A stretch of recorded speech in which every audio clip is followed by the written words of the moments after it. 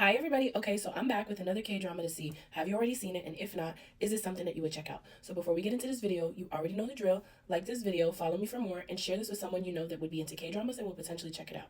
Okay, so let's get into it. The name of today's K-drama is called My ID is Gangnam Beauty. So when the show starts out, we essentially see what is our main female lead. Her name is Kang Mire and her mom, and they're entering a plastic surgery office. It looks like, our girl's getting ready to go down under and get some work done. But in the process of all this, we do get to see a glimpse or a flashback of her childhood, and we see that she's experienced bullying to such an extreme level since she was a child. First, they started off bullying her for her weight.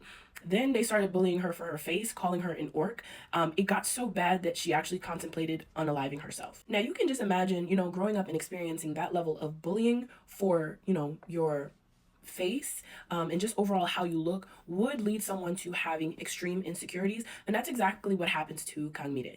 And so she is gearing up and preparing to start school with the support of her mom and her best friend, who is her roommate. But as she's kind of like browsing around the campus, you can kind of see that she's looking at the other girls and she's essentially rating them based on their features, and it kind of looks like it's something that she's grown to become obsessed with. So it seems like her first day of college, she kind of runs into a girl whose name is Hyunsua, and you can tell that she's naturally beauty, and because of this, she's instantly popular. Now, she does see her and she does admire her beauty, but she is a bit intimidated by her.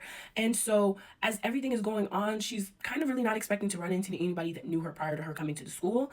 But a boy from her middle school sees her, and Kangmire is kind of thinking, maybe he doesn't remember me, but it looks like he does.